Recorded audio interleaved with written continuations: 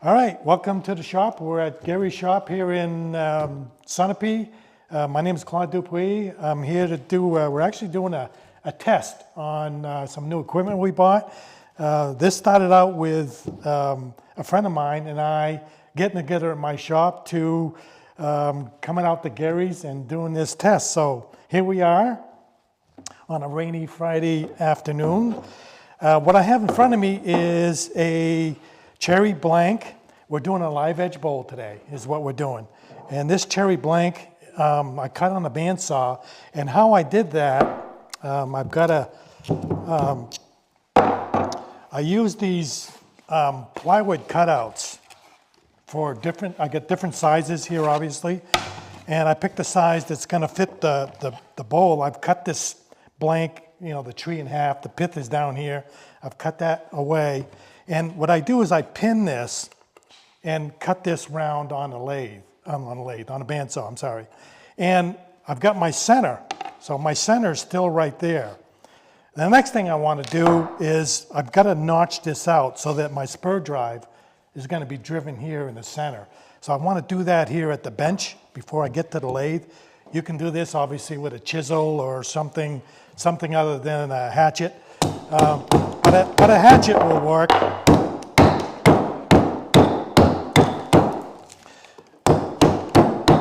Because I drove a nail in there, I still have my center.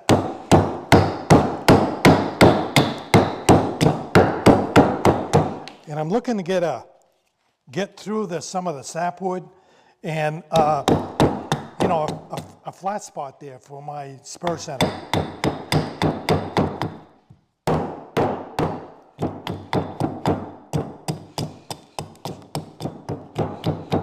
I think that'll work.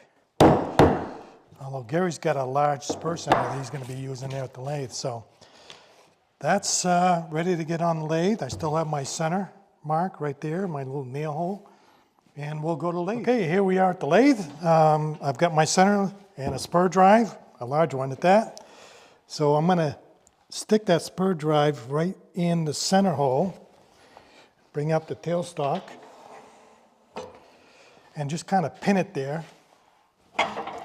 Bring up my tool rest, lock that in.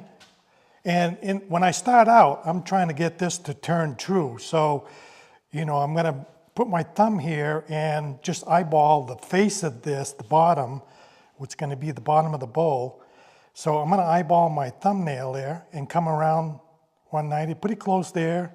Side grain, not quite as close. Got to come up a little on the side grain.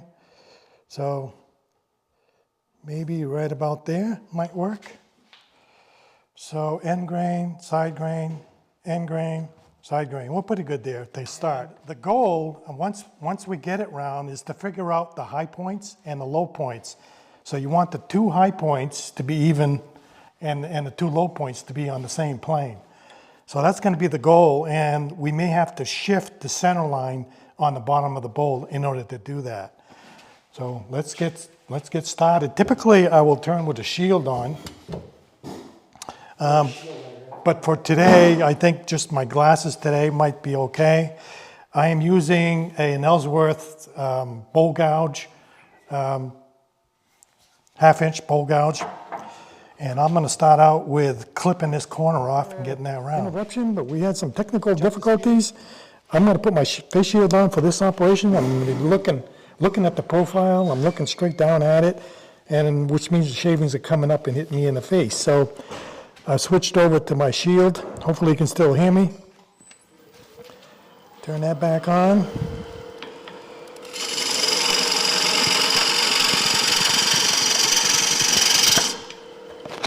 Adjust my shield a little. I need it to be a little smaller on the foot.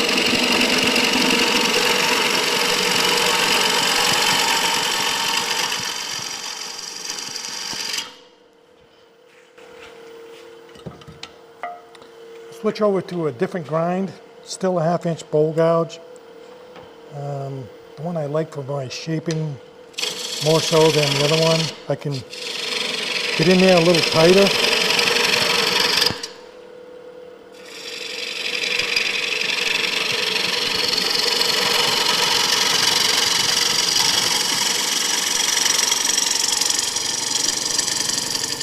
My goal is to connect the bottom here to the top.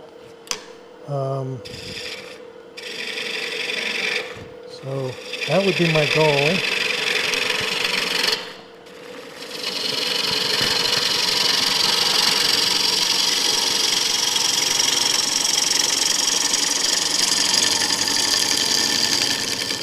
And we're almost there.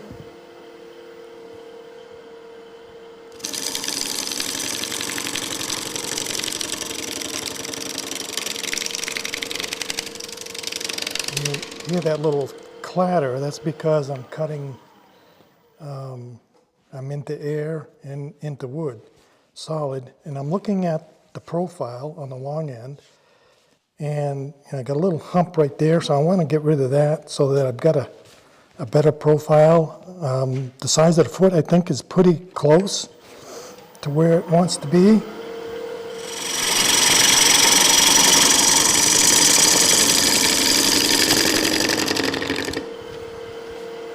I left a little hump here. See if we can get rid of that.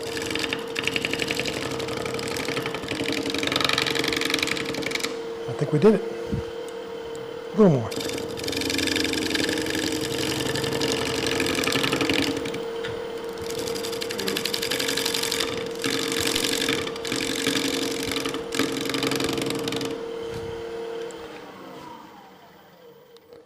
So I'm happy with the profile.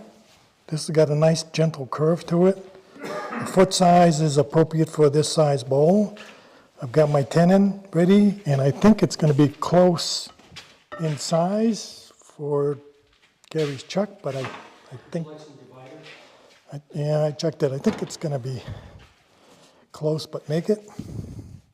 I'm going to find out in a second. Get that spur drive off. That'll work. So make sure we're good and tight. Looks like the dovetail I created is spot on. And are we tight all the way around? Let me double check that. And I believe we're there.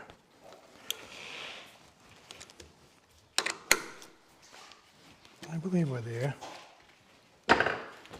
Okay, whenever, now we're going to hollow the insides, and whenever possible, I always bring the tailstock up as a safety. I need about a couple inches spare here to make room.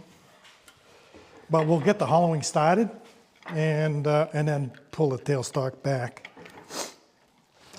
And when you're doing a live edge bowl, you know, you want to be careful that your tool rest clears your high spot. Not so much worried about the low spot, but the high spots, if you're not careful, you can clip that. So we'll lock that in there, lock that in there. We don't need to be all that tight there. Back rolling. Face shield, 1/2-inch bowl gouge, and we're back in business. Starting at the center, going in the direction of the grain. Tools out of 45.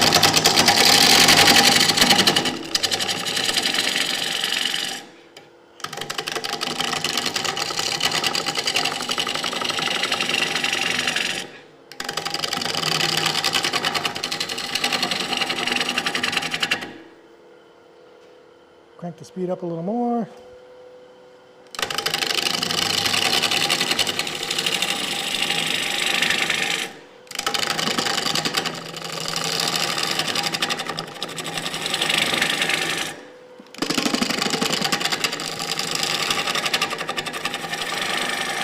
I'm righting the bevel of the tool as I'm cutting, and it gets to a point where your tailstock is in the way. In order to ride that bevel, I'm going to turn my tool 80 degrees and come back in the other direction.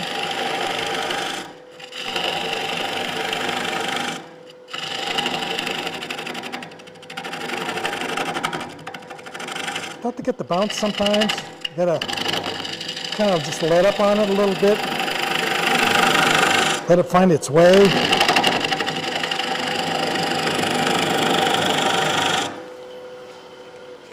We'll get in a little closer to this tenon.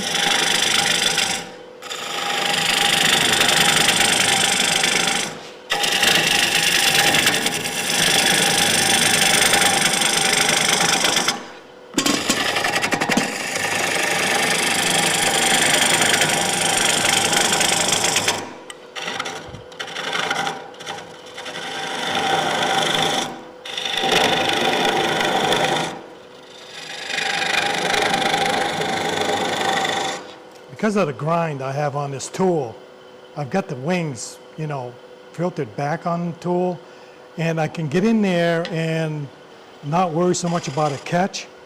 But you know, I stop it short of the bottom where it's going to want to catch that wing right there. So being careful not to do that.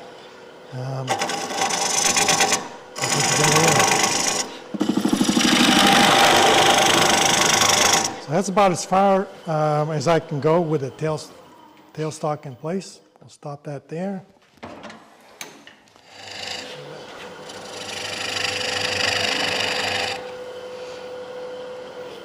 If I could have that little mallet that he had back there. And I'm just going to snap this off. Get rid of that. And now we're back. And now, You want to release push that tailstock back. Not just yet. Okay, Leave it out there. So I'm turning green, and this is going to be put in a paper bag to dry and true up at a later date. But I want to take this down to an even wall thickness so it dries evenly. So that's what my goal now is to keep rifling that down.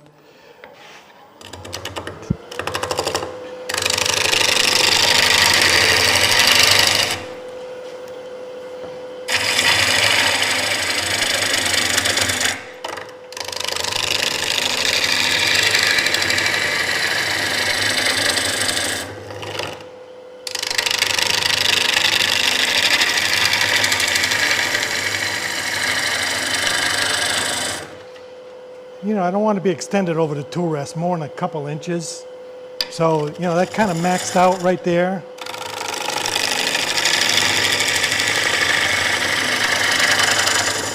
And I'm keeping an eye on my outside circumference as I'm cutting. And I'm keeping an eye on the cutting tool's direction so that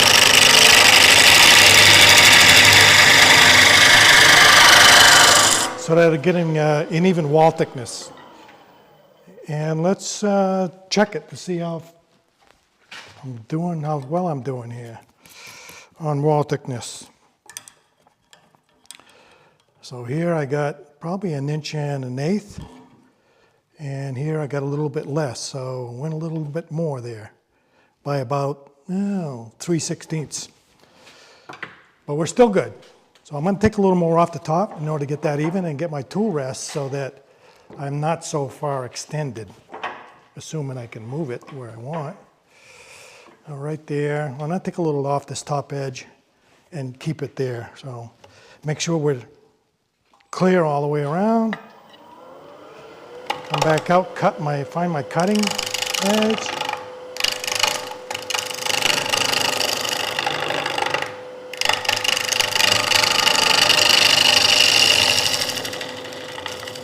That's about the difference there, pretty close. So why is that important? Why do I want to get that even wall thickness so that when this dries, it dries evenly, and it doesn't guarantee it won't crack, but it does help in doing so. So now when you move your tool rest, you got to make sure that these high spots clear. And as you're turning, you want to stay clear of those high spots coming around so you don't get trapped.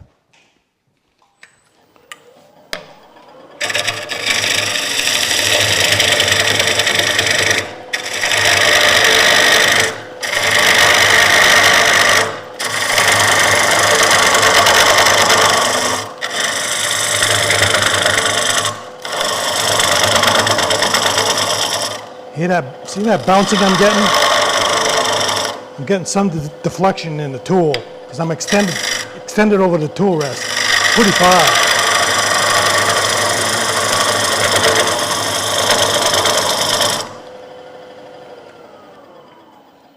So I think I'm going to move my tool rest so that I'm not so far extended.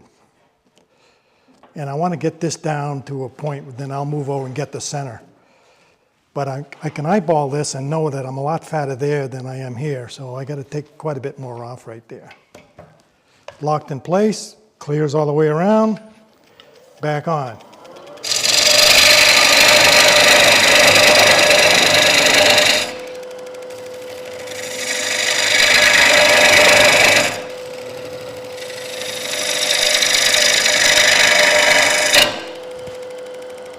Here's a near catch.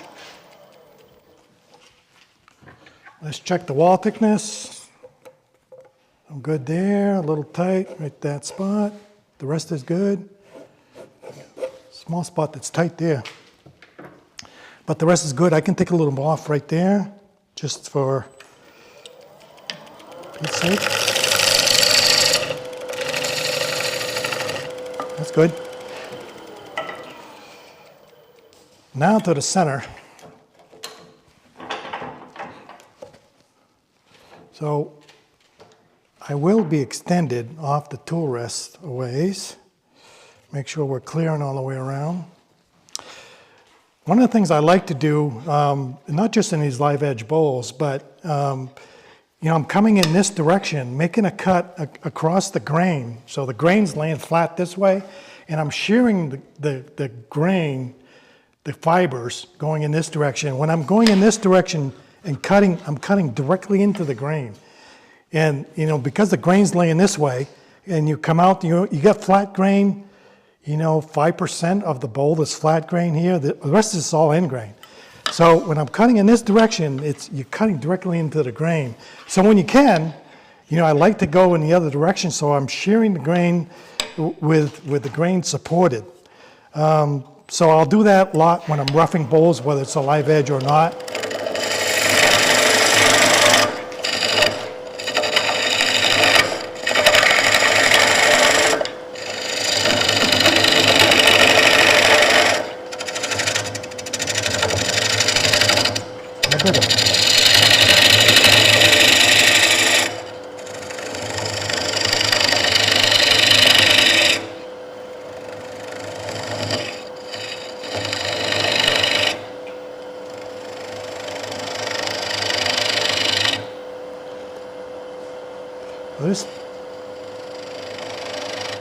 With these bowl gouge, typically your tool's at a 45-degree angle when you're cutting. I'm going to switch over to the Ellsworth grind.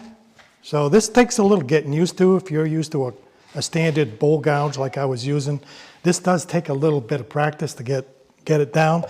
But what the advantage of an Ellsworth grind and the angle of the grind is I can hold this tool straight up, and the force of the wood hitting the tool is directly onto the tool rest and not onto me, not onto my body. And I can get a pretty good extension off the tool rest with this tool. And so I can't move my tool rest much closer there. I can hug in a little there. But on these live edge bowls, you sometimes end up further out than you'd like. So because of this grind and how I can hold it, and I don't have to ride the bevel as I was with the other tool, I can be out here and away from these wings. So I really like this Ellsworth grind for that reason. But I can come across the bottom.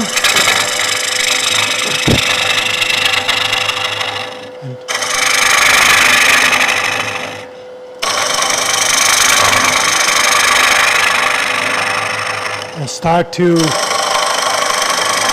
pick up where I left off.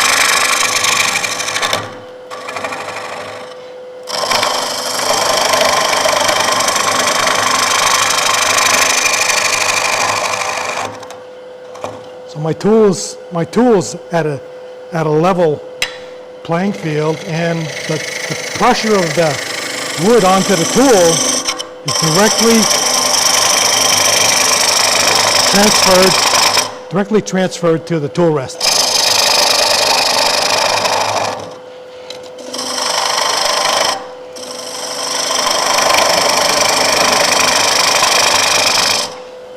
So, and I'm getting pretty far off the tool rest, so I'm going to see if I can sneak in a little closer and still clear these high spots. A lot of times you'll adjust your tool rest here and not realize that your stand here is going to hit these high spots, are going to hit that. So you're limited how close you can get with a bowl this deep. The deeper the bowl, the greater that problem exists. And so I'm way thick here, it's coming out. So I want to come kind of straight in from this point.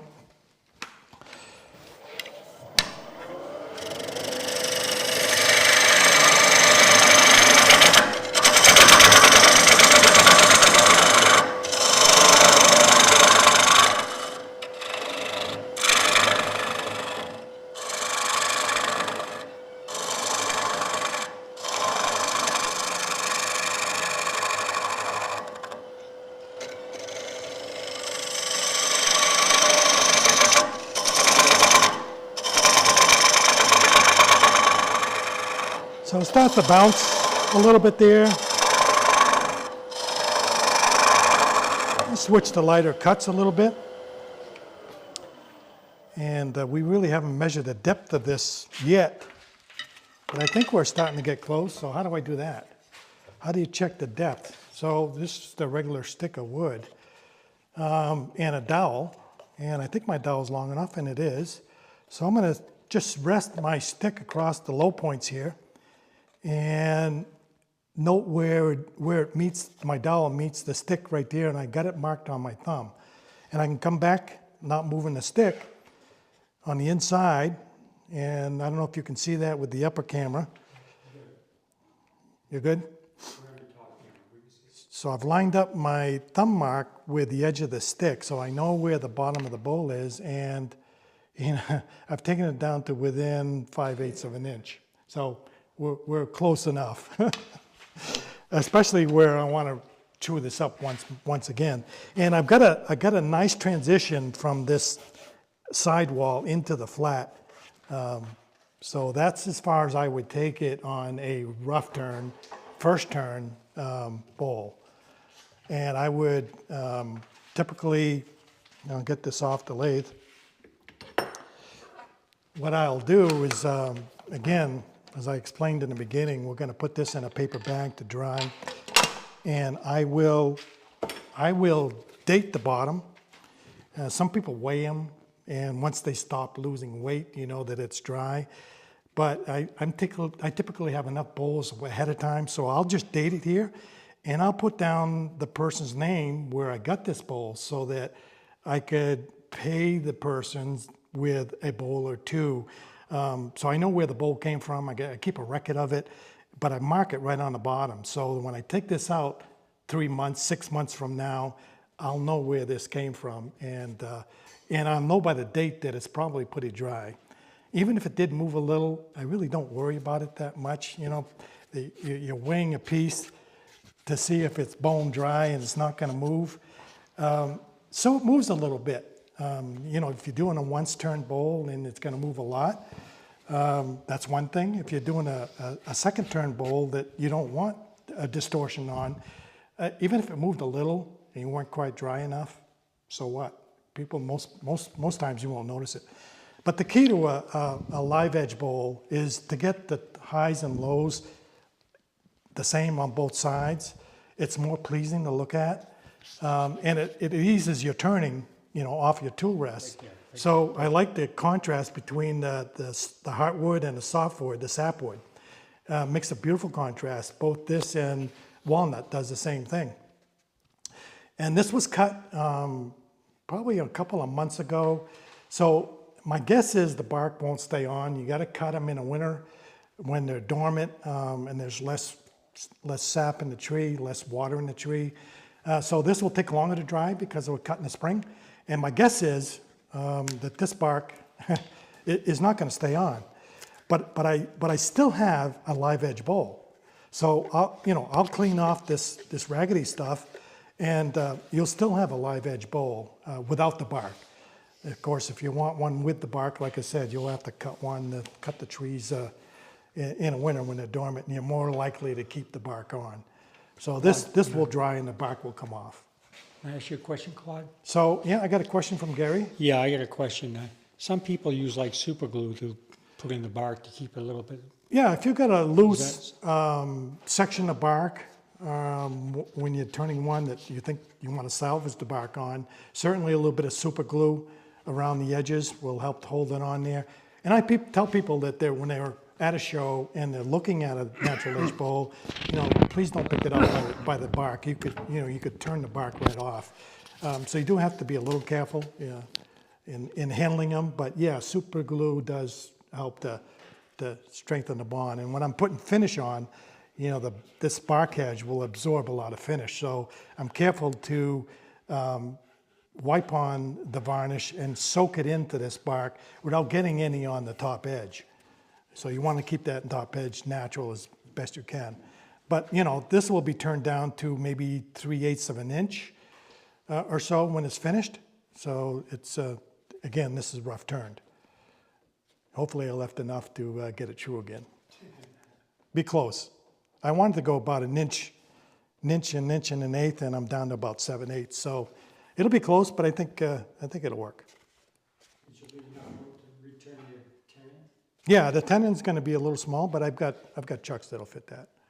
And you're not going to take a lot off this tenon when I chew it up, so I'm sure it'll be fine. That concludes our demo for today. Thank you for joining us, and we'll catch you on next time.